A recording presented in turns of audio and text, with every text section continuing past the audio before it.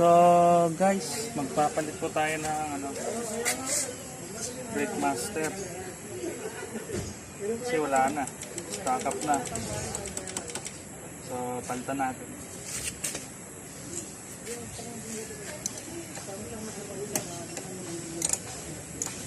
Palit ng brake master, sabay linis na rin ng brake pad.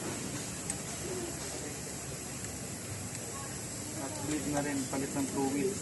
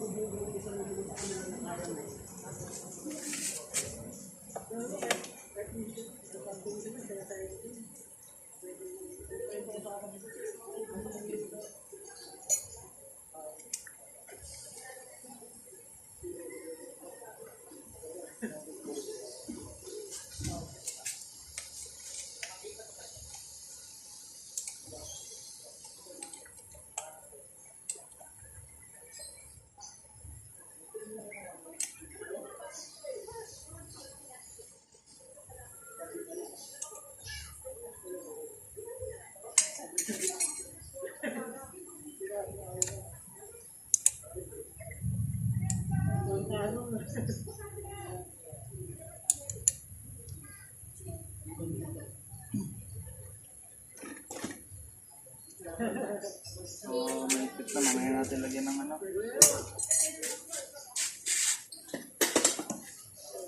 So dito naman tayo sa brake pad.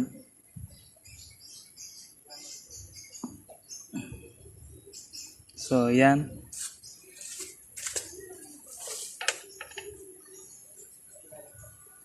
Maingin siya. Hindi na pantay ang kain.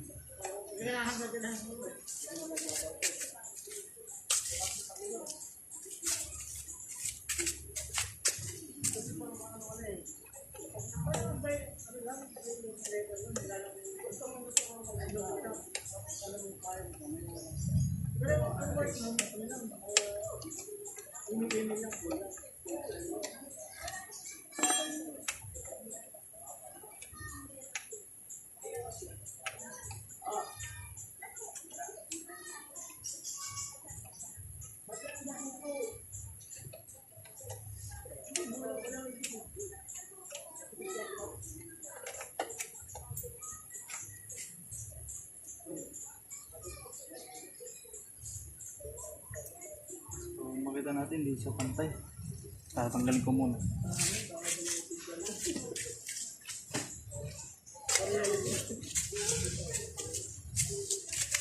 Allen. Kuha tayo ng Allen wrench.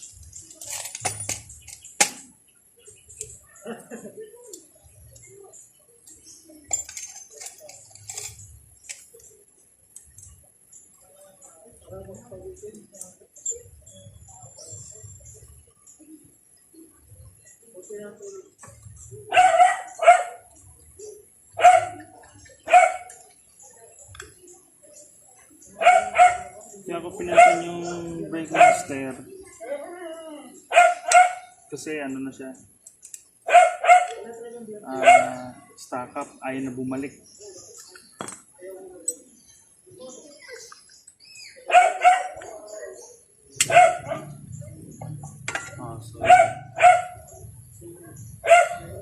So yan, makikita nyo po hindi pantay ang kain niya. So lilihain natin siya, dapat pumantay. Para pumantay,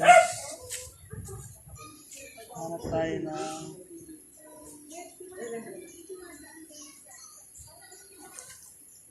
tuwid. Pantay natin.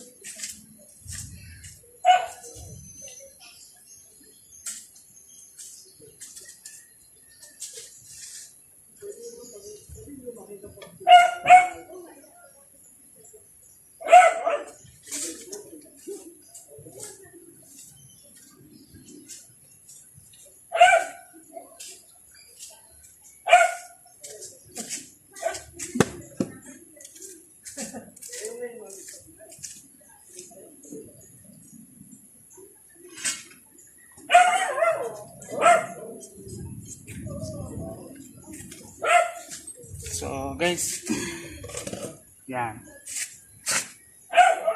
Ito medyo ano tong flat naman. So, tayo 120 na liha. Then, yan. Pantay bakit. Yung konti pa.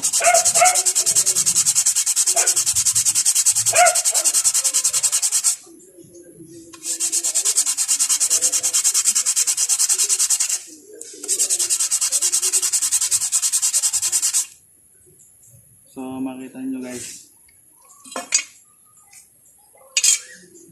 Ito mo yung... So, hindi talaga siya pantay. So, yung gitna. Ito importante yung gitna. Malinisan din. Dumi. Hindi sa kabila.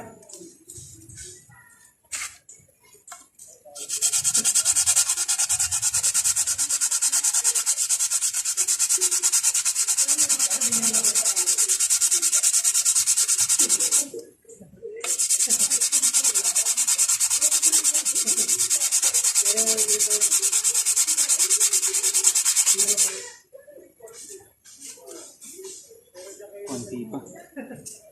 Makikita nyo mayroon pa siya dito sa baba. Hindi pa yan gano'ng pantay.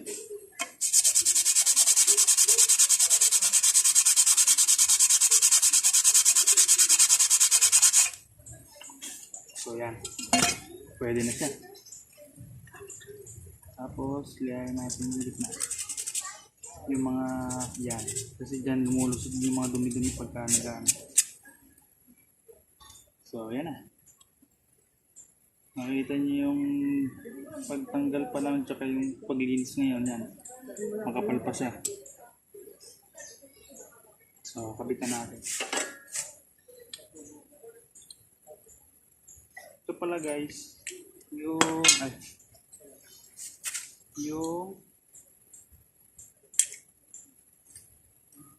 sa may ano niya, sa may dito sa caliper, nilagyan ko na ng grasa yan. Kailangan gumagalaw din yun. Pag i-stack up, iingay din sa ano yan, magkakaskas to sa ano, sa brake pad.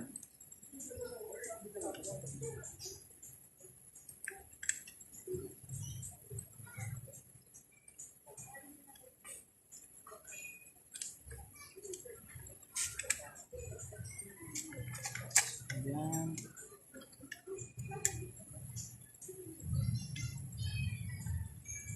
Ayan. Kasi naano ko sa nakaraang vlog ko, narinig ko papat matakbong ingay. Kumakaskas. Kala ko kasi kung ano lang yan, yun pala ito. Kakapalit ko lang din ng bearing sa gulong.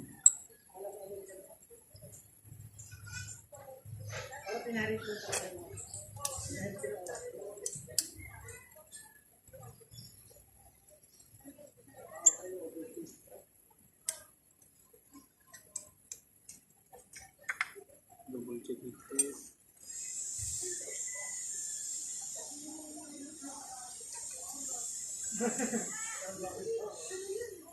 Okay. Salpak. So, ganun lang. I-bleed na natin.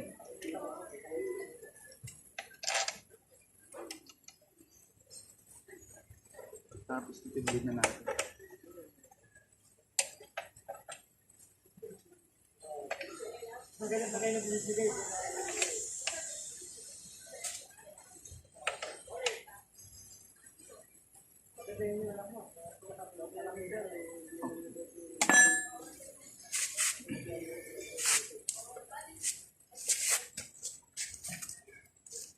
So, dito na tayo sa may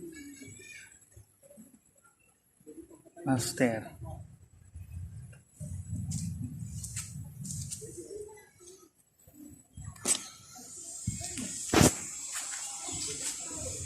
So, ito natatanggalin natin yung dalawang tornilyo. Baka tayo ng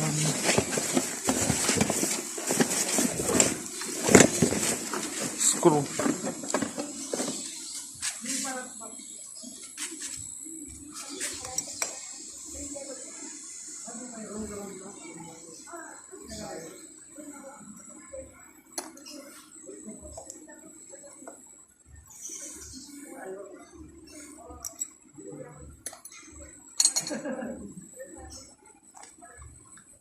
Yung sariwang sariwa.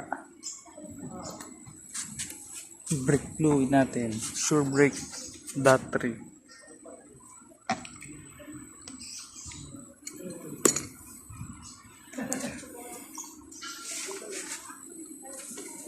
Ito natin.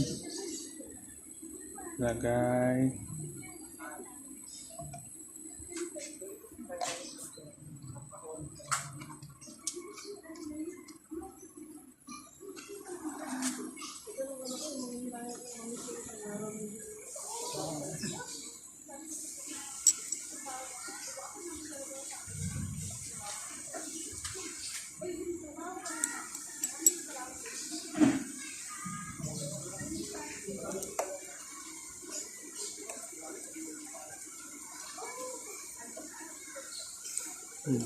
Tamang ipit lang, dapat lang muna.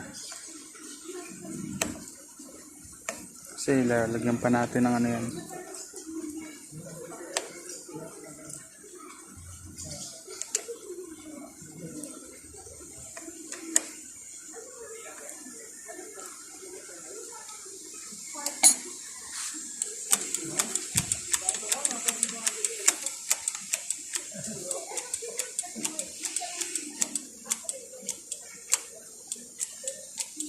Press nyo lang siya na tumitigas.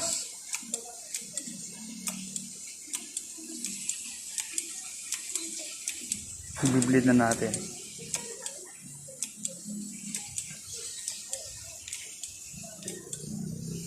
So bago natin siya bleed, kumuha muna tayo tubig. So saglit lang. A few moments later. So ito guys, kumuha na tayo tubig. Tubig lang namin, hindi inumin. Kung sakaling magbi-bleed tayo, yung fluid hindi makakasira sa ano natin. So pag magbi-bleed kayo, pombayin nyo muna to kahit mga 5 piga. 1, 2, 3, 4, 5. Pagka nakapigang ganyan, tsaka nyo ngayon bubuksan yan. Pag bumukas yan at lumabas na fluid, sabay sara. Hintay hanggang sa ito ay bumaba, tapos sara nyo na. So ganun lang pag bi-bleed. Mga 5 beses o 6 na beses nyo nang gawin. Kung ano, kung bago. Pero kung sa mga lumang papalit ka ng fluid, kailangan hintayin nyo magdinaw yung ano, mismong brake fluid, matanggal lahat sa loob. So ito.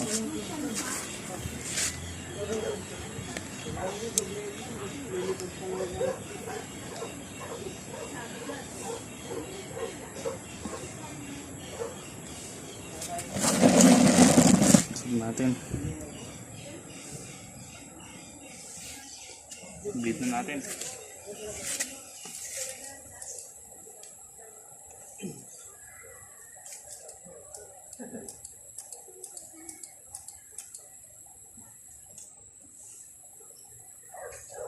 Nakalimutan na siya dito.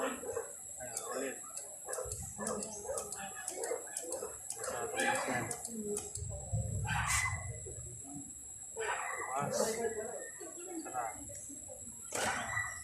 Ano na ulit? Oma.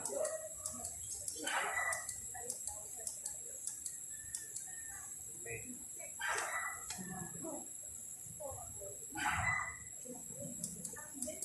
Oma.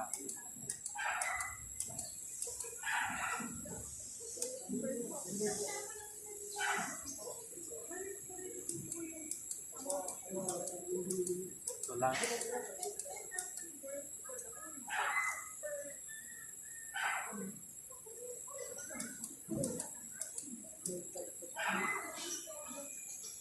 Yan. So pagtapos niyan, ayan mga fluid. Basahin niyo na. Tapos na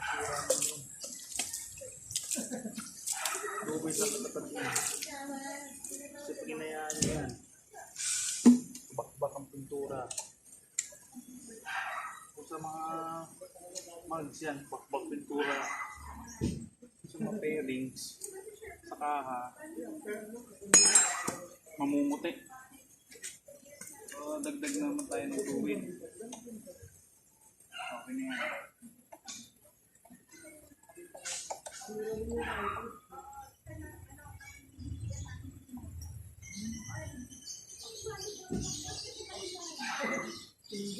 Kung makikita nyo guys, sumano na siya.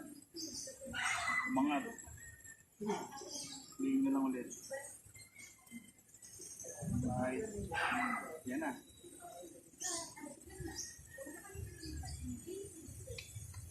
Tama lang. So, may level naman yan, makikita nyo. Yan.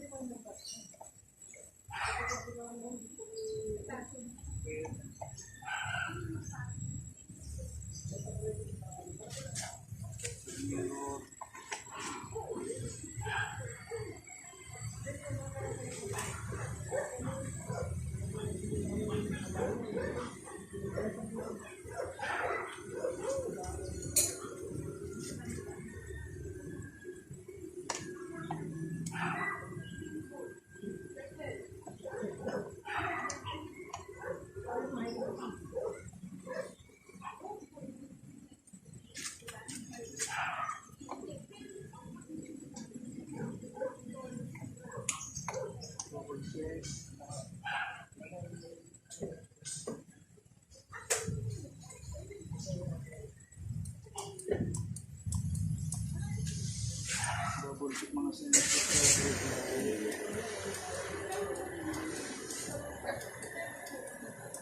So yan na.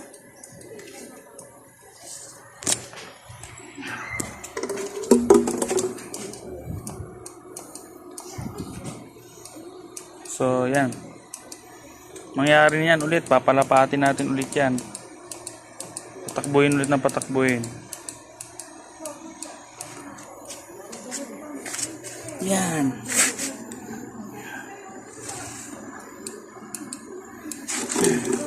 Ito naging issue niya is pakita ko sa inyo. Wala na. Ayaw na bumalik na itong ano, sa loob. So may push rod. So, matagal na rin to.